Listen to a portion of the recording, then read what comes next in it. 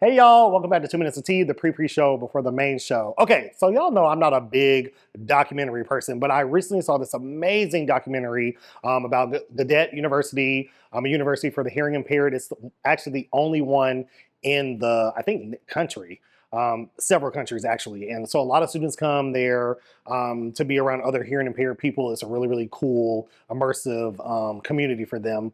And what was so interesting about it was they were having an issue. The school had been open for like, I think 100 years, and they had never had a hearing impaired president. All the presidents had been hearing people. Most of them didn't know sign language. Even the board that ran the school, they didn't know sign language. They didn't know how to even communicate with the students that they were governing over, making decisions over, kind of like, our current predicament. And yeah, they resisted. They shut down the campus. They locked the gates. They said, fuck that. We had two candidates that were hearing impaired. You didn't want to pick either one of them. No more. They wanted people to resign from the board. They wanted the current president that they put in out. And, people weren't hearing them. They weren't getting anywhere. They kept trying to resist, kept trying to resist. And even when things felt a little hopeless, they just kept finding new avenues to get the message out to garner support. They got the support and eventually were able to vote in a president that also was a part of the hearing impaired community. I say all that to say that even when it feels hopeless, when you feel like acts of resistance or rebellion aren't always paying off initially, don't give up. Continue to fight for what you believe in. Continue to fight for your place here, for the people in your community, for your morals, values. There's a lot going on in the country, and people may feel like they don't have any power or they're not able to really accomplish anything. Resist, okay? Resist, rebel. Continue to push for fair, equitable things for you and your neighbors. We got, y'all, okay? And check out the documentary. It's Gaudet University. I think it's on Apple TV. Really, really great, very inspiring. And yeah, we stand in solidarity. All right, y'all, enjoy the show. It's tea time when Uncle Twirl. Let me go grab my cup. Hello, everyone, and welcome back to Tea Time with Uncle Twirl, where what's in your mug is your business. I'm your host, Uncle Twirl. Guys, sipping and spilling with us today, we have a very special guest. I'm slightly fangirling. Let me compose myself. Actor, singer, performer, educator. Russell Alexander is in the building. Y'all better give it up to him. Let's give it to him. Thank you. Look. Thank you for having me. Cheers, my brother. Of course. Cheers, how are you? Brother. Welcome. I'm good on this Sunday. Was that not Carlton Banks be burning itself with the tea? That was me just now. It's quite warm. Had to do a little double take. That's good, though. We're drinking some Brooklyn tea, a black-owned tea brand. You can check them out at Brooklyn Tea. They're also in Target, but we're not supporting them, so don't go there. Don't go to Target. We don't shop at Target. I don't know how often I got to keep if I see you in there. All right. Okay. So before we get in your business, I figured we play a few games. Okay. To loosen things up. All right. Okay. So the first game we're going to play is called Sip or Spill. Super Spill. It's a this or that. I'll give you two options. You'll choose the option that's your preference. Now, if you don't want to choose, you're going to take a sip. Okay? Because we believe in consent. We don't force somebody to do nothing they don't want to do. Go. Okay? Right. So, all right. Here we go. Lemon pepper wet. Pull my tea close. Lemon pepper wet or dry? Lemon pepper dry. Oh, come on, dry. Lemon pepper dry. Don't give me no wet lemon pepper. Luke James or Lucky Day? Choose ye this day. It's tough. Listen to or just like what's the context? No, Luke James or Lucky Day. That's the context. Just both of my faves. Luke. Luke. He's incredible. Yeah, I gotta go with Luke. Broadway debut or Hollywood movie? Hollywood movie. Period. That can go back to a Broadway debut. Hello, get the coin. They don't always transfer the other way around. Very clear. Okay. My Wife and Kids or Rick and Morty? It's like you know me with these questions. Yeah, we do a little research. That wasn't for Skip. It's definitely My Wife and Kids. Period. Rick and Morty, that's my jam though. But My Wife and Kids, come on. Streetwear or tuxedo? Tuxedo. Period. Cheesecake or dressing? Cheesecake. Cheesecake. It's 2 in the freezer right now, waiting on me to get back. Gonna have a little chill on it. I'm excited. Look, now I want some. Okay, Cheesecake Factory, you may be seeing me soon. Kingdom Come or Dirty Laundry?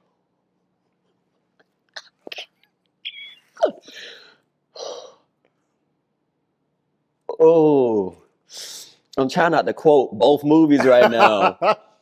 Because with Kingdom Come, you got Loretta Devine. Yes. Well, you got to involve her and Jennifer Lewis showing their asses. Oh man, I would have to say Kingdom Come still. Incredible. Kingdom Come. Incredible Because I don't film. see how any of them like stayed in character, Facts. kept straight, like made it through filming.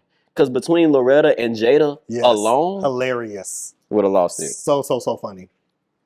R&B cover or gospel solo?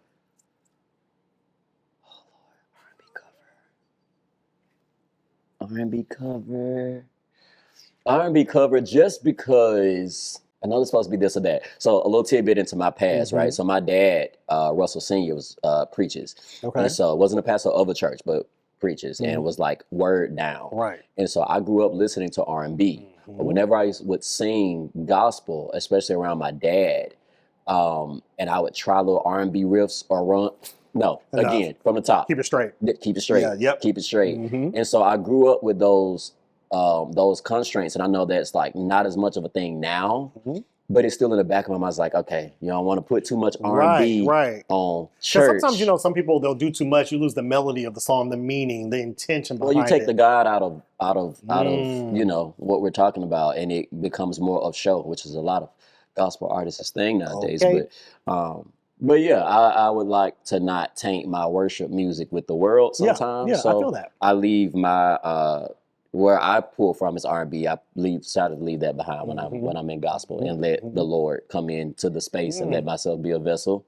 And if I'm thinking about what riff Samo did or Chris did or whoever else, what's hype right now, what everybody else is doing, and that's taking the reverence out of where it's supposed to be going. You know what? You just taught me something. I need to work on myself because I be catching the R&B ghost all the time. Like, I'm not gonna say it don't happen.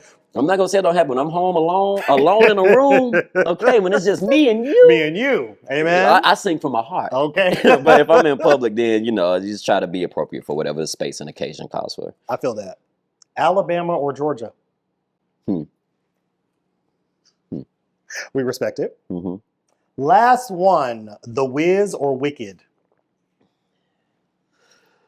The Wiz. Because I feel like the only reason, I'm going to say this with my chest to the camera, I feel like the only reason I like Wicked is because of the movie, because it's much more colorful, it's much more lively. And then those two ladies, not to say the Broadway women don't, because they do, but like the performances were just great. And had it not been for the movie adaptation, I don't think I would have gotten into Wicked. I wouldn't have listened to the Wicked soundtrack for sure, because that was the first time I heard it.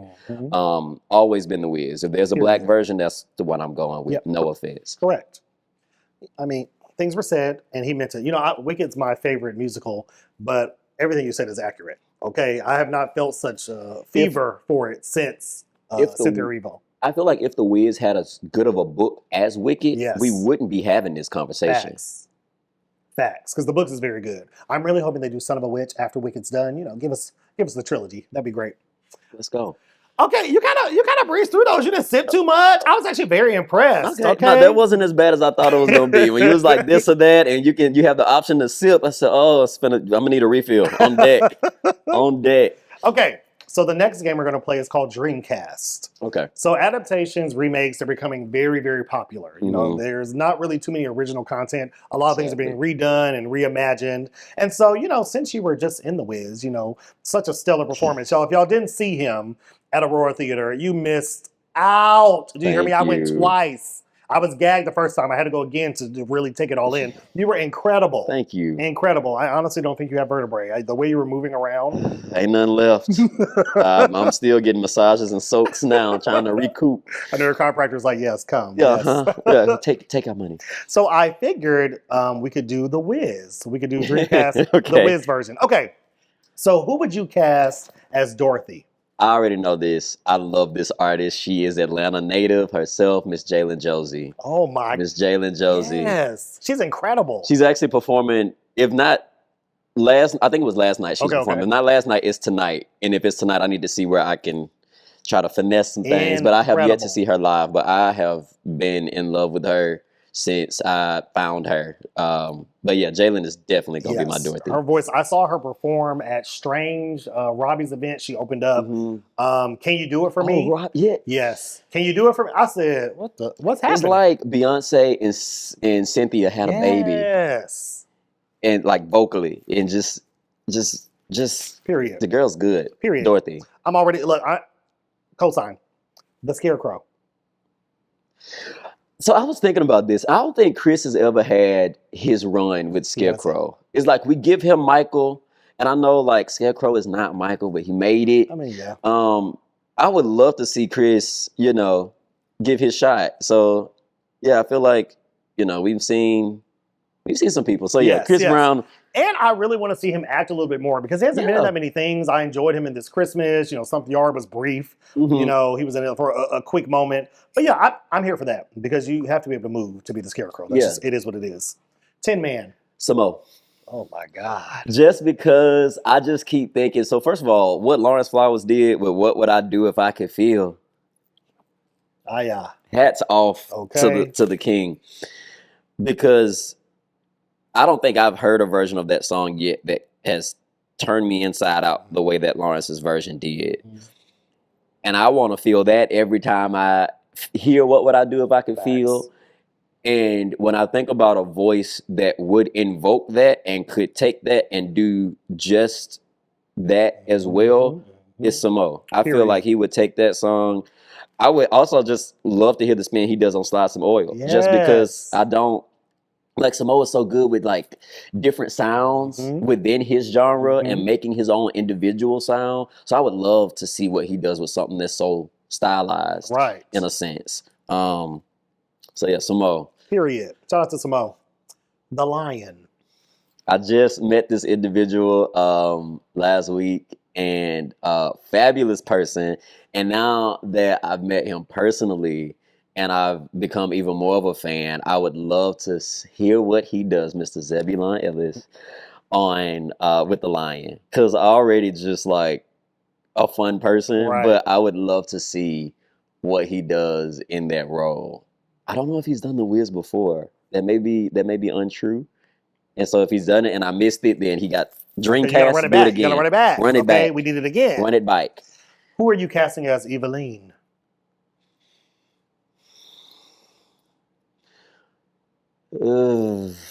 I don't know. I hadn't made it there. Right off back, I kind of want to go Big Jennifer. Not new Jennifer, no offense, but Big Jenny. Yes, we love all of them, all the Jennifers. One of them, Big Kelly. She would eat it up. I think Kelly now would too. See, without them shoes. In my mind, when this is a couple years ago, when I was like, why haven't y'all redone The Wiz? You should have been redone it. Patti LaBelle would have been the perfect Eveline. I mean, she is literally like. But see, the thing is, I forget that Patti acts because like she'll sing and then she'll make her cameos, and Patti has not had like a "this is my role." Right. Yes. Yeah. Yeah. Period. Okay, who are you giving Glinda to? I was just thinking about this. I don't know if I want to recall it to one of the originals. I ain't gonna give it to Diana. I think she be in there. Glenda, Yolanda. Period. And she would eat it up. Okay. And she's also be motherly. She'll make me feel like I can go home. I can believe in myself. Yes, because we need that. I've been through a lot. Help me. Yeah. Okay. Yeah. Yolanda. Who are you giving The Wiz to?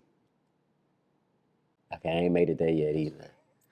The Wiz. Yes. I'm trying to think of like who is like just when I think of flashy. Like you might have to help me with this one. I'm very unserious, but I would make Cat Williams The Wiz. I was just gonna say like a pimp named Slickback as The Wiz. Don't know if he can sing. Never you don't heard have him to. try. But so you wanted to meet the Wizard. Okay, It's I right feel like there. he would eat it. It's right there. That's just what I feel. Give me a You know what? Give me Cat Williams as The Wiz. Yes. I want to see it. And last but not least, Aunt M.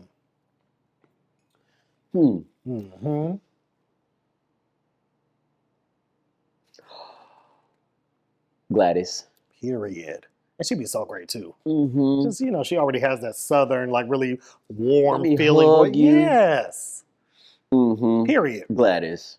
Let me tell you something. Very good casting. Okay, I was Okay? nervous. Hollywood, call him. Get it done. We need it. Yeah, let me. Okay? I'll work on my casting a little bit more. I'll be ready, but I think that was good. Okay.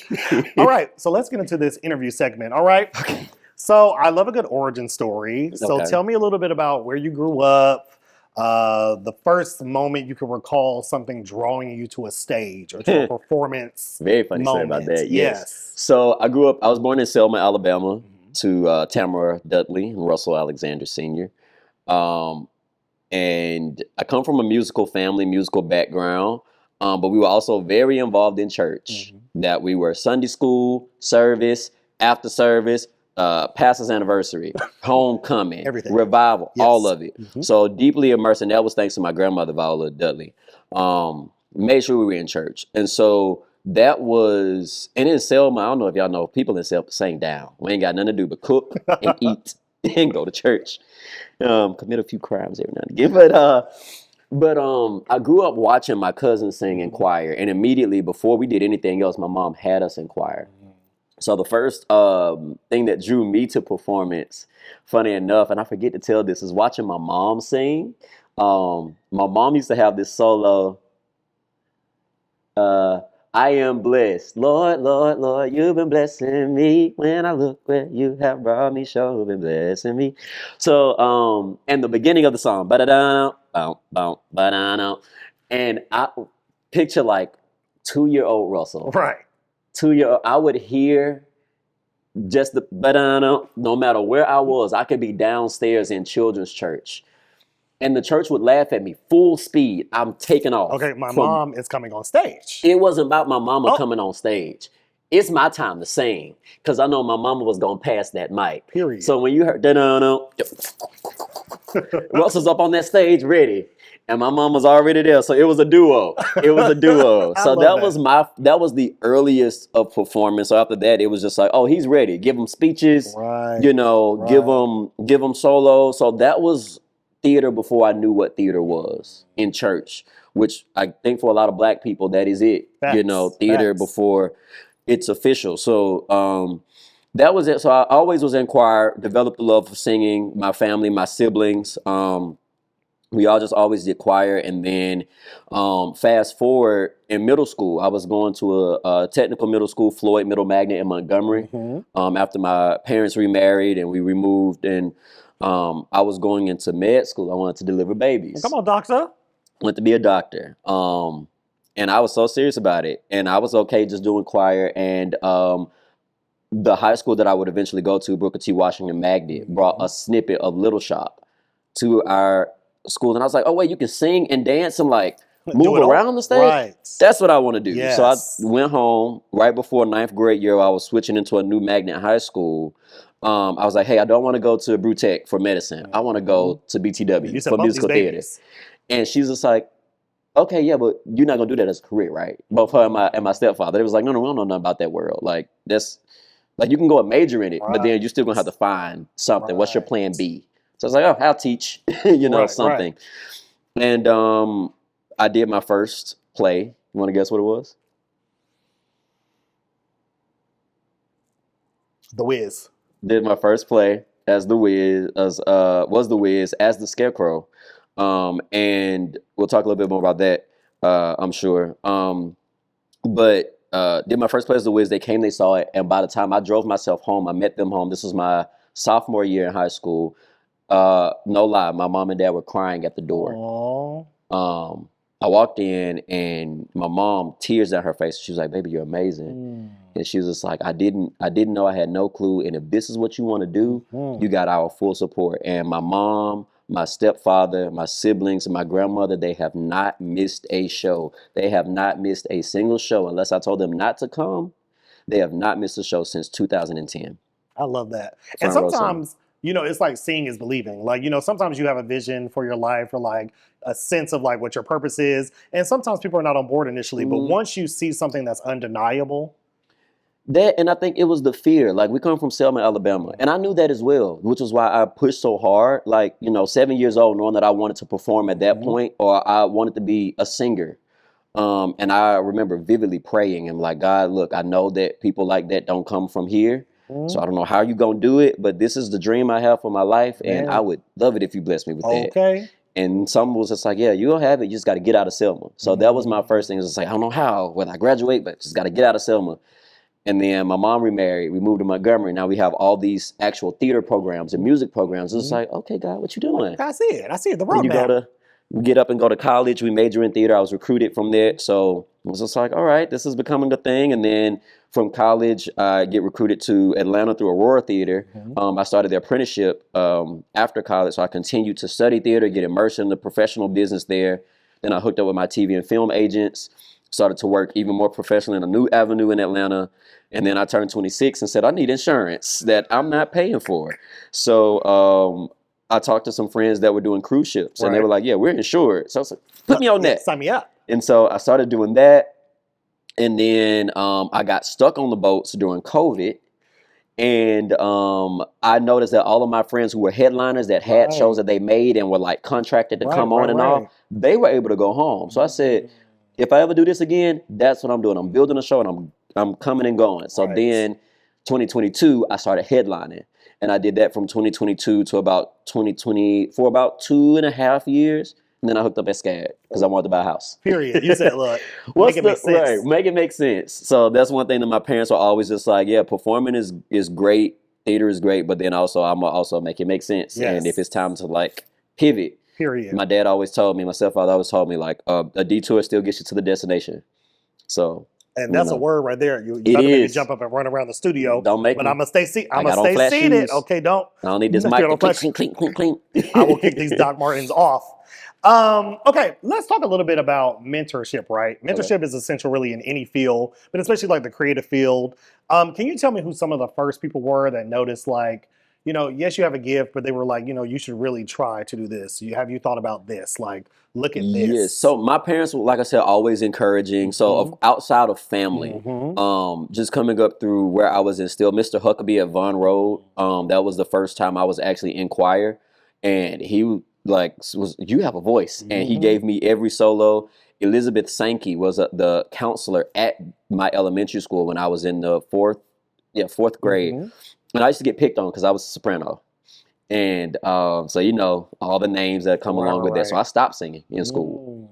And I was at school one day, Miss Sankey didn't know she was around. And I was singing in the hallway because I thought I was by myself. And she was like, who was that? Was that you? I was like, yeah. She gave me my first scholarship to the Alabama Shakespeare Festival, full ride. You had to pay for those programs in Montgomery. So then I got really immersed in professional theater when I was in the 6th grade. She gave me a full ride. The 6th grade was when that happened, 2 years later. So she gave me, and that was my first taste of theater. So those were definitely my first two influences. Once I got to high school, there was Rodney Creech, who was my first theater teacher, introduced me to The Wiz.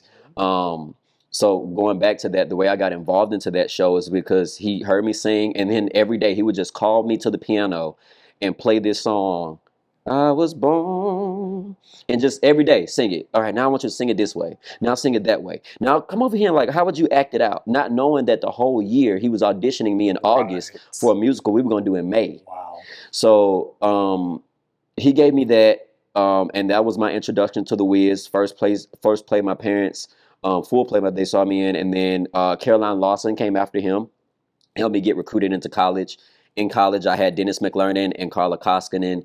And then coming into Atlanta theater, mentors were Ann Carol Pence, Anthony Rodriguez, Justin Anderson, Brad Raymond, who played our Wiz, and Candy McClellan, honestly, who was our Adder Pearl. Candy's a best friend of mine, but like just a wealth of knowledge and just a masterclass to pull from. Enoch King, there have been times I've called Cynthia Barker.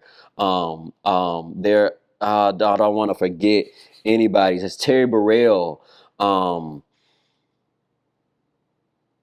You know what I think is Yeah. beautiful about like, because you named like a plethora of people, not just like from one moment in your life. You know, a lot of people like to get to places and be like, yeah, I just started from the bottom, now I'm here. None of us do it alone. No. You know what I'm saying? There are constantly people along your journey pouring into you, making sure that you have what you need. And that is like a really, really incredible thing. Also, shout out to teachers. Shout out to No, teachers. with teachers, y'all already know, we love you here. You don't get enough. Teachers, it's something really beautiful about a teacher seeing something special in you and being like, no, you have, I'm going to provide or make a way or like introduce you to someone who can get you somewhere because you have a gift. Yeah. Thank you. Period. Thank you. You do. Yeah. All right. So, we've seen you, do some R&B covers, like, Miguel's Face the Sun. How does singing a song in your living room or for social media compare to singing on stage in front of hundreds of people? Yeah, now you about to reveal a secret. That's supposed to be behind the scenes for us YouTubers. Give it to us. You can't double take. You can't go back into the studio that I have in my guest room or my closet and say, "Oh, I don't like that verse. Let's lay down number 2 again." So that way, when I go and lip sync record, because it ain't live. Like, let's be real. The vocals in the studio, that's me. So put me up there Okay, on a it's good still day me. when we warm. Okay. I'm sorry, Mike. When we warm, Right. we can go. But like, I think the main difference is when you're on stage and you're live, everything is there. You mess up, you're there. There was a moment on The Wiz where, like, just disassociated and couldn't hear the music and came back on a wrong note, on a very blue note. And was just like, okay, how do we work that back in to where we still in key? Right. You can't go back and fix it. You can't call hold unless, if it's not dangerous and go back. So that's the main difference is, singing live, you have to actually take care of yourself. You have to be ready, running laps around backstage before you sing your song because, you got to move and this is already hot. So like, everything is right there. You have to be ready. You have to be on it, centered, and focused then. At home, YouTube covers, that's on my own time. I can record however many takes of Face the Sun or, whatever, all day for 2 days. Record it this week, we'll shoot the video next week. It doesn't have to be perfect or I can make it perfect. In live, it's what it is. And you live in it, you move through it. And, you find perfect moments in the imperfection. You keep dropping these gems, okay? I know you want me to run. I'm not going to. Okay, I won't. Preacher's kid. Okay. They come out of me every now and again. So you played an iconic role, the Scarecrow in The Wiz. A role done by Michael, Elijah, Kelly. So many. Avery Wilson was just playing it. You know what I mean? What did you do to make the role uniquely yours? Like, how did you find a connection to him? For me, honestly, it honestly, and this is no shade, and you'll see why. But it wasn't about Avery, Michael. It wasn't about Elijah. This was my 3rd time with this show in this same role. I actually tried to audition for something different at Aurora, and they said, "No, you'll be right back here." I'm like, it's on my resume. Boom, boom. Like, so really my biggest competition was myself. And I know a lot of people say that and it's like, oh, I'm only, no. I wanted to make sure that I did not repeat anything because that would have been a lazy performance. Right. You have to keep it innovative. I wanted to keep it innovative. I wanted to show my growth. And then I did this role at 16, 25. In my 30s, you haven't grown. Right. You don't think any differently about how you approach this, what it means to him to have a brain or what this moment means. And so this time I actually dug into the script of it all. And the through line, the follow story, how does he change? How does he grow? What is his arc? Because really, he only gets one song. So then I had to take out the superficiality of, oh, I only get one song in this musical and da-da-da-da-da. And, trying to do what Michael did and what Avery's doing and what Elijah's doing. Like, how do I make this memorable for me, something that I can be proud of? People who are going to come and see me do this for the 3rd time is going to get their money's worth and not say, oh, this is the same Scarecrow we saw. I want to be able to show growth and I want to prove to myself too that I wasn't stagnant. And then this is my first full production back since 2019 when I left to do cruise ships. And so I've not been fully immersed in another play. I've done some things that were like processes, some film things, but a full musical where I had to be on it every night. It's been this. Did it feel like a homecoming? Yes, it felt like a homecoming because God operates with me in 3s anyway. And so 3rd time around, I'm doing this show with so many of my friends that I've been friends with, the whole 8 years I've been here, and this is our first time on stage. Back at Aurora Theater, which was the last theater I performed at, whether that was Children of Eden or Christmas Canteen, which is a Christmas review, which is the only reason why I don't put it in the same category. Right. But yeah, it was a full circle moment. And so I just wanted to make sure that I gave it everything I had in case it was not the last moment, but the last one for a while. Yeah, and how often does this show come around? We only have so many Black musicals, and with this being the chance to do it and working so hard to get in, I wanted to make sure that I just treated it, that I stewarded it well. And I feel like all of that came through, not just in your performance, but in like the audience reaction to a play. I mean, wasn't it like the highest grossing one that Aurora has done in the past few years, actually. Incredible. Calling for a remount. Right. So, seriously. Yeah. It's funny, I have friends that were like, I'm still trying to go, but the tickets are sold out. I said, baby. Look, I'm telling everybody, call the city. Okay. Ask for Ann Carroll Pence and Anthony Rodriguez. Tell them that we need it back on the stage. Yes. You need the cast back. Yes. And y'all need another, 2 to 3 week run. We in there. That part. Call the city of Lawrenceville. Because I'm telling you, if you missed it, you truly missed out on something special. It was incredible. Thank you. Okay, I want to talk a little bit about identity, like not just as a performer, singer, but when did you first realize your identity as a gay Black man and your artistry weren't in conflict but in harmony? Recently, because I just came out to my parents 2 years ago. Wow. So yeah, you're getting me at a very particular point in my life. Everything on camera. So yeah, I just came out to my parents 2 years ago. Friends and siblings and all that knew. Theater people knew. When I was younger, it was difficult because I felt like I had to present a certain way, because I present a certain way when I walk into the room, and to the eye, I don't come across as a queer man. Style outside, straight men can't dress. But like, if I just came in a regular outfit, your eye wouldn't catch that. And so I, for so long, felt like I had to keep up that persona. I, for so long, felt like I couldn't be public with my relationships. I couldn't be public with who I am for the sake of, well, one day, when I make Hollywood, one day when I do this, when I do that, it's image. It's like everything is about How are you image. being perceived? How am I being perceived? What roles will people say, oh, he can't play? Who's going to be uncomfortable? Oh, no, because he's queer, I don't want to, without understand my queerness first and foremost. Or like, so I think for me, it was a huge unlearning. Even on my socials, I wouldn't talk. Like outside of being queer, I wouldn't be Russell. You get pictures. You get videos of performances, all of my political things, everything that can be seen as controversial. It was sterilized. It was non-existent. I didn't talk, like, you won't know where I stand. I'm a neutral party with nice stuff to look at online. Just because it was just like, you could, so many criticism from everywhere, opinions from everywhere. You don't know how you say one thing could affect a job or a relationship or anything later. Especially in this current climate. Especially in this current climate. Hell, even before we marched in the streets for Atlanta Theater, when you could offend an artistic director or a casting director. And that was it. And not even know that you offended them. Before, and now it's so much better. That was a couple of years ago, but like the environment has changed so much now. But then, no, you couldn't think about it. Especially then in high school, I'm young, so growing up. So like, all that to say, you can still see it's still a process for me. But it's coming into owning every bit of the space that I walk into.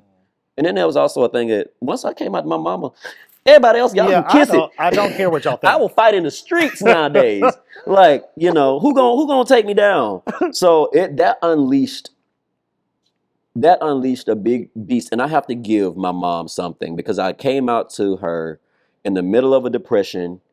I lost 20 pounds from this. Oh my God. I lost 20 pounds, came out in the middle of a depression. And all the things that I thought she would say and how she would react, not that. And what I'm breaking down, literally looking sick, not like, she told me in the moments in this time where you're not strong enough to be strong for yourself, I got you.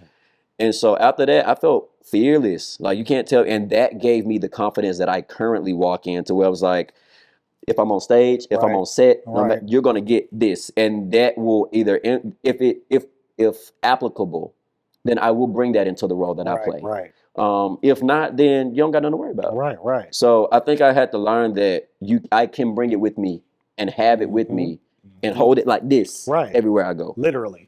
And I'm someone, I'm from the South. I grew up in Atlanta. My mama Kojic, my daddy was Mhm. Methodist. They talk a lot about, homosexuality in the churches. Do you think that, your religious background played any, Yeah. you You don't even into got to any? finish. Yes, it still does. Correct. It still Right. Right. does. It's hard to like reconcile those. It's very hard to reconcile, and I have a very strong relationship with God. And I've known my sexuality and where it stands since I was a small child. Before I knew what sexuality was, before I had physical attraction to anybody, I knew that something in me was different. And God told me that. And this may be controversial for whoever watched, but God told me that I was different. And I feel like God always kept me close to Him because I was different. And because and I can say right now, had I not had the relationship with God, because it was my faith that kept me from doing a lot of things and that kept me out of a lot of unsafe places Amen. and people that I shouldn't have. So it's always a spirit of discernment. But as hard as it has been to cope with how the two coincide or coexist, it's also been I will say a saving grace too, because like I said, I go to God in those, and we have a relationship and we have a commune. So it is still a learning process. But like I said, with the relationship that I have and the faith that I have, even on the hard days, I'm like, okay, I'm good. I'm taken care of because I know how Amen. we speak to each other, and I know how I've been blessed. That's another thing. Because if he ain't loving you, if he don't have your hand, Now if his that's the word. hands Talk on you. about it. Talk about And I it. grew up for so long thinking I had to show my family that, my parents that, the people that would say, "Oh no, God ain't." I don't have to do that. Like check the resume. Hello. And that's one of my biggest flexes. And I don't say that as like, "Oh, look at me," but like for Right. everyone that says this is what you can't do, Yeah. or this is who you won't be. Right. And for people who specifically said, "Russell, this is what you won't do, what you won't accomplish." Check my resume. It is apparent God loves me. It is apparent. It is apparent. I do on a Tuesday what you have to save up for a year. Hello. You know what I'm saying? So, yeah. Period. Okay. Look, I just had to touch on that really quickly Thank because you I for think that. I think it's important to discuss these things and kind of talk about like the journey, because it's easy for people, I think, sometimes to look at you and just be like, oh, that's how they got there, or they just seem so confident, or they just seem like they have it all together. When people don't always realize like what that takes, what that looks like, or what you're actively still In therapy for You know what I insecurity. I'm a mean? very, Yeah. yeah. Okay. So let's talk a little bit about what your day gig. How do you balance being a working artist with working at SCAD, and what does balance actually look like day to day for you? Because I know you travel a lot. I can assume like for your work you're traveling, for like any auditions or things that you're interested in, you also have to balance that. How do you do that? So when I started at SCAD, I kind of just let everything performance-wise take a break. I was trying to buy a house at the time. So that was me going into something that had a stable and steady income. So, excuse me, I kind of just let everything performance stick on the back burner unless it was like a week long, like something I can fit into whatever time. The great thing about working at SCAD is that I'm surrounded by creatives. And so there's still a way for me to tap into that creative side. And it's very fulfilling because I'm inspiring young minds. Right. So like when I see young artists, or even more full circle, when I see young Russells and I'm like, hey, come this way. And even still, like I get to exercise a different part of my craft because they ask about our acting program. And Georgia's #1 in the United States for TV and film. And Hello. SCAD is one of the top acting schools. So even as, a non-alum from SCAD, I'm able to tell them, hey, this is what we're doing in the industry and this is what y'all doing in the classroom. Facts. So I'm still able to bring that and exercise that. I'm still able to express my artistry in the way that I dress. Still professional, but still like has an artistic flair. And my work supports that. I can show up like this and As your they'll be complete self. as my complete self. So like feeling supported as an artist in that way. And then I still sing in a wedding band on weekends. So always being like, hey, Friday I got to get back Okay. because I can do this, and there's whatever you need. Like they're working with us, and making sure that we have that work-life balance. And then when I'm able to do theater projects, film projects, I'm able to hop in. But I will be honest, I struggle with balance. Sometimes it gets very overwhelming because work has such a strict schedule. And I think I pick two extremes. It's like I'm gonna go all in at work and all in at the theater, and then trying to combine all of those is just like, Russell, you don't have the capacity or the bandwidth. But like I said, I have a very supportive team at work, and I have very supportive people in my artist community. So they definitely make it easy. And doing the Wiz, they held me up. And I Literally. think to your point, like you were saying, community is so essential to like really anything, because without community, you don't have people like reminding you like, hey, one, you can't do this, but also how can I help? What can we do to like help you chase and pursue these dreams while also balancing all these other adult responsibilities, okay? Because adulting is real for those of you who don't know. You're on your way. You'll get there. Okay, what's one lesson the theater has taught you that you use in your life outside the stage? I'll go back to a point I made earlier, to show up owning my full self and the space that I create.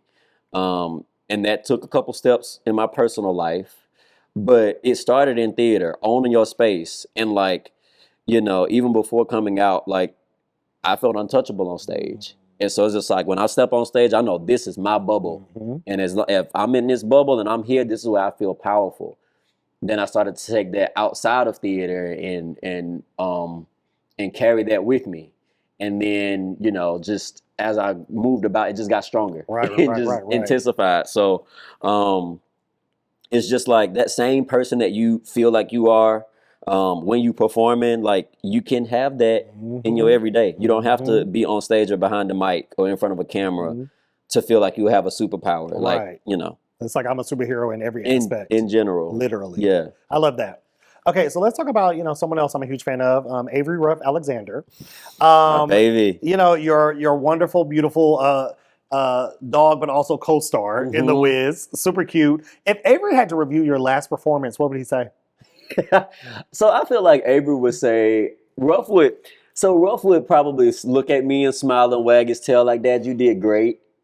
But there's improvement. There's room to grow. Okay. But I have heard, and I've not seen it. I wish they would have recorded it, but they would say, and I don't sing as much at the house as you would think I do. So like at home, we chill, we silent because I talk all day. Right. And so like they would tell me like, hey, when he hears you singing like backstage or downstairs, when I come up on the monitor, they're like, he just stops and watches the TV.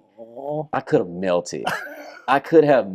I'm said, like, that's my baby. That's my baby. He's like, that's my daddy. So I feel like to me, and whenever I pick him up, like even when we were on stage and I'm holding him, he's like, get me down. Yes. So I feel like he'll be like, yeah, that was okay. That was cute. Yeah. And then somebody else, oh no, my daddy just did that. He just performed. It was real great. Look, Did you see fair it? critic. A fair one. Yeah. I'll take if God had to write your biography, what would the title be? it. Does he curse? Period. God, it'll probably be, child, sit down, grab a book. No. Let's go back. Child, sit down, grab a drink. Okay. Let's go. And let's go. I love that. Child, sit down, grab a drink. Let's go. Let's like that. How do you hope, because I think one of the most beautiful things about like one being a working performer, but also what you do at SCAD, helping like really the next generation found a foundation for their creativity, but also seeing working artists, I think is powerful. I think it's really important to be able to see possibilities, because sometimes you don't know what you can achieve if you're not actually seeing it. And so I just, had to ask, what is your hope for younger queer Black boys in the South in particular, seeing themselves? What do you hope they see in themselves when they watch you living your dream, living your truth? When they watch me, I hope that they see, trying to use my words. Take your time. I hope that what are the words? Help me, Lord. I hope that when young queer boys see Russell, whether that's on stage or just in general, that they see that there is nothing wrong with who they are. That everything that you want to be, everything that you want to achieve, you can have it, you can do it. And outside of that, the love that you search for. Because that's, if we really want to get into it. Talk about it. In queer people and not feeling loved or worthy or just having a bank that you feel like you need to feel like I need to make people like me before I show them all of me for a sense of being rejected. I hope all of that falls off.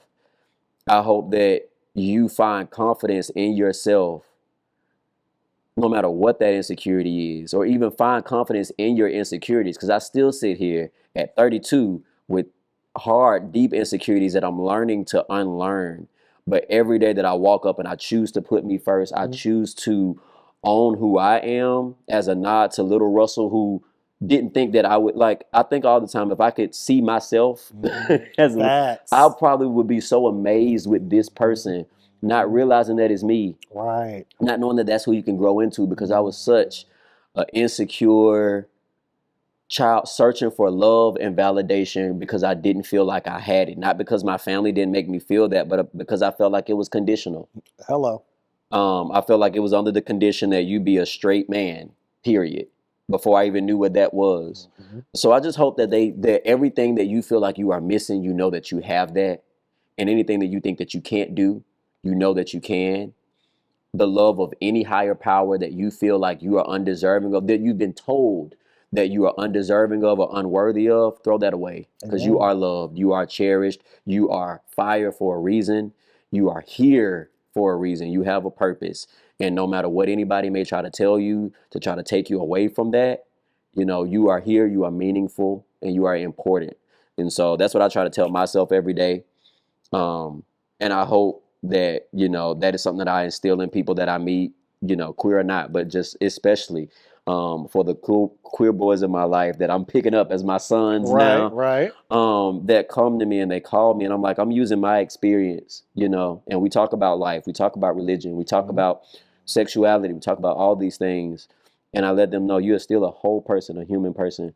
And if you don't got nobody else, you got me. Amen. So Once again, y'all, you see he trying to make me stand and rise. I'm about to end it because I'm gonna be running. That was beautiful. Like, I really, even something that's supposed to be, you know, I'm not that old. I'm also a young queer man. The part about like having to like get people to like you first, to, you know, introduce them to, like, you know, okay, well, now that, you know, you like me a little bit, let me, you know, introduce this other part of myself that is not inherently bad, but we are made to believe and feel that way. And so yeah, that is a powerful unworking that we have to do. You know what I mean? yeah. And so that's beautiful. Period. So theater isn't always glamorous. No. Okay, it's not always glamorous. What's been the hardest behind the curtain moment for you? Being black in theater. Being black in a very white world. That's why I wanted to go to a HBCU, but I also, and nothing against HBCUs at all, I still would love to attend a HBCU, but I knew the color of the business I was getting into. Facts. And I knew that I needed to know how to have conversations in rooms. I knew I needed to know how to have poker face in rooms. I needed to know when to talk and when to not, when to play the game and when to advocate. Facts. And when to play the game enough to now I'm in a space to where I can call the shots and I can make the rules. So definitely being policed for blackness. That's too black. Our audience won't get that. They won't understand. You can't riff throughout this song because then it's a black show. You know, my hair has been a thing, more so in theater than TV and film. I cannot tell you the number of times white people have asked me to shave my head, not trim my hair, but shave my head. And on a whim, like it's like, hey, on Tuesday, we need you to shave your hair by Thursday. Absolutely not. I've had to get my agents involved on a situation where a theater asked me to shave my head for a role that I had already accepted, that I accepted like this. Right. Because you know what I look like. You can see me. And they were like, oh, no, it'll grow back. So it's that. Like I said, there's microaggressions.